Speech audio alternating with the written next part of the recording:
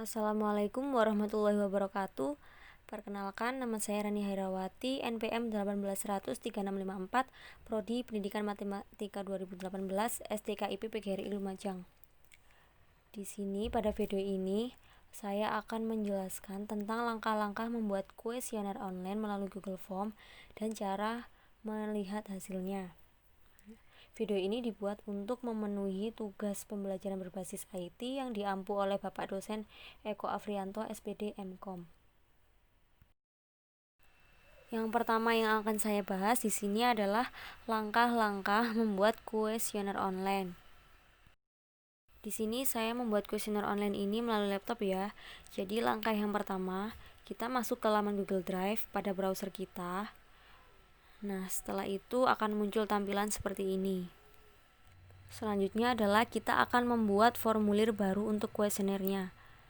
Langkah yang pertama yaitu klik baru pada Google Drive. Di sini saya tandai dengan kotak kuning. Setelah diklik akan muncul tampilan seperti di sampingnya itu. Nah, dari situ kita pilih Google Formulir, kita klik tanda panahnya, lalu kita pilih formulir kosong. Setelah kita pilih formulir kosongnya, nah maka ini adalah tampilan awal dari Google Form. Selanjutnya kita beri judul formulir dan deskripsinya. Untuk judul kita isi sesuai dengan angket atau kuesioner yang akan kita buat. Misalnya di sini saya akan membuat kuesioner atau angket motivasi belajar siswa, itu untuk judulnya. Nah, pada deskripsinya di sini saya mengisinya dengan beberapa informasi untuk mengisi kuesioner atau angket tersebut. Misalnya di sini terdapat pedoman atau alternatif jawaban yang akan digunakan responden untuk menjawab dari pertanyaan. Di bawah bagian judul dan deskripsi terdapat bagian pertanyaan. Nah, pertanyaan ini dapat kita isi pada bagian pertama ini atau halaman pertama ini. Untuk pertanyaannya bisa kita isi dengan identitas atau informasi dari responden. Misalnya di sini untuk pertanyaan pertama saya beri pertanyaan nama dengan jenis pertanyaan jawaban singkat. Untuk pertanyaan selanjutnya kita bisa membuat pertanyaan tentang identitas atau informasi dari responden sesuai dengan kebutuhan kita dengan cara klik tanda plus di samping kanan pertanyaan. Di situ ada menu-menu. Nah, kita pilih yang paling atas plus dalam lingkaran, kita klik, maka nanti akan muncul beberapa kolom pertanyaan. Jangan lupa klik tombol wajib diisi supaya pertanyaan kita dapat terisi semua tanpa ada yang terlewati satupun. Misalnya di sini saya membuat pertanyaan tentang identitas dari responden, yaitu nama, sekolah, kelas atau semester, dan email. Selanjutnya adalah kita menambahkan bagian untuk kuesionernya. Nah, pada pertanyaan terakhir pada bagian pertama tadi yaitu email, kita pilih menu-menu pada bagian kanannya, kita pilih yang pada bagian bawah sendiri yaitu untuk tambahkan bagian atau untuk menambahkan halaman selanjutnya. Setelah kita klik tambahkan bagian tersebut, maka akan muncul tampilan seperti yang saya beri kotak merah, yaitu bagian 2 dari 2. Nah, bagian ini pada Google Form itu merupakan bagian selanjutnya dari bagian pertama tadi. Selanjutnya kita bisa mengganti judulnya sesuai dengan judul kuesioner kita.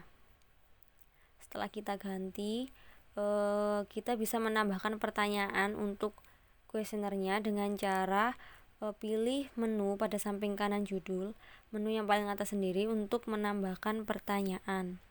Setelah kita tambahkan pertanyaan, maka akan muncul bagian dari pertanyaan. Nah, pada bagian ini kita pilih jenis pertanyaannya, yaitu kisi pilihan ganda atau multiple choice grid. Kenapa kita pakai multiple choice grid?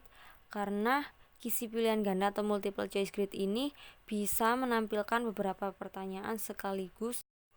Setelah kita pilih jenis pertanyaan kisi pilihan ganda atau multiple choice grid, maka tampilannya menjadi seperti ini, terdapat bagian baris dan bagian kolom.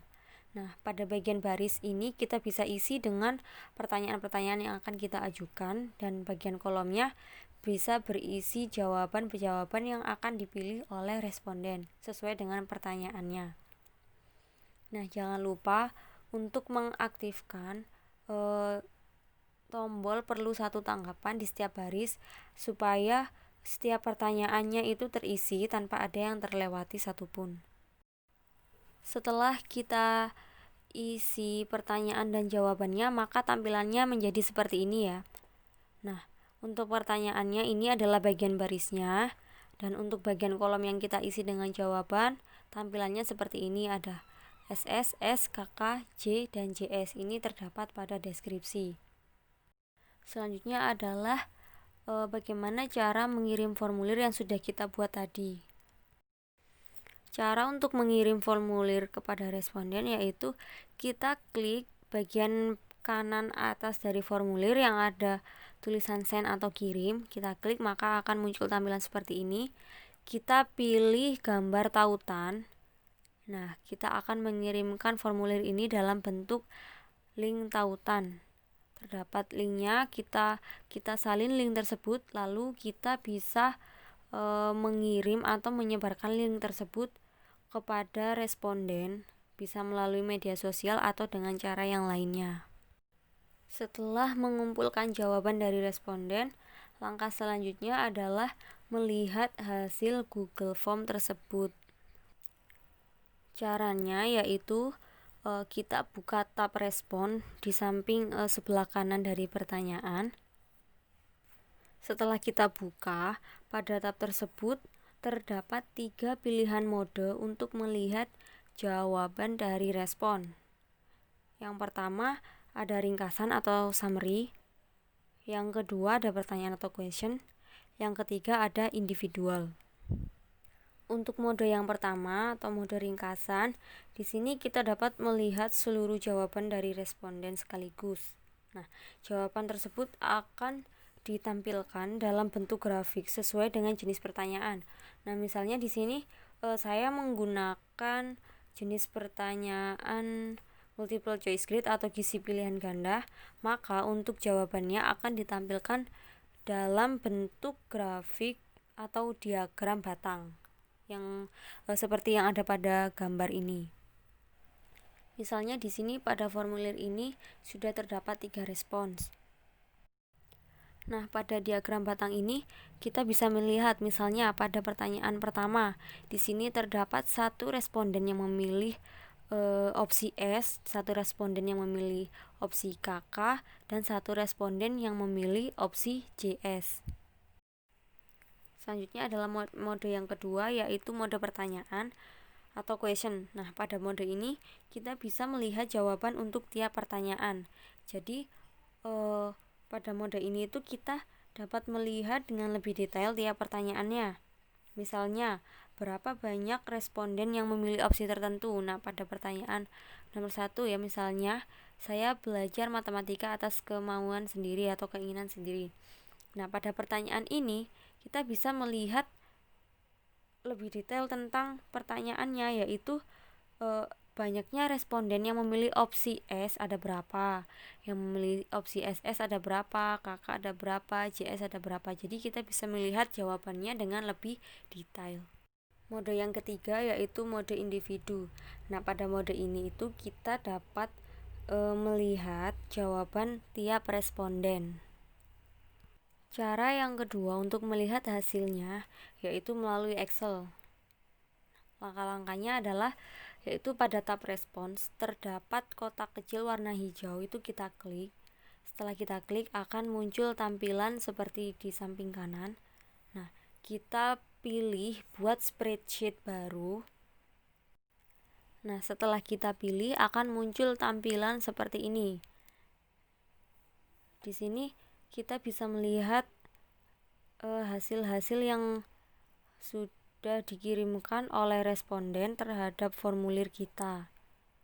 Nah, pada Google Spreadsheet ini, nanti hasilnya akan terupdate secara real time atau secara otomatis ketika seorang responden itu mengirimkan jawaban dari formulirnya. Kita juga bisa mengedit hasil dari responden tersebut ke dalam bentuk Excel, yaitu caranya pada menu File, kita pilih Download, yaitu pilih Microsoft Excel. Nah, setelah kita download dan kita buka, hasilnya seperti ini. Nah, ini kita bisa mengeditnya secara offline tanpa merubah data yang ada pada spreadsheet. Sekian video presentasi dari saya. Kurang lebihnya mohon maaf apabila ada salah kata atau salah informasi. Terima kasih atas perhatiannya. Semoga bermanfaat. Wassalamualaikum warahmatullahi wabarakatuh.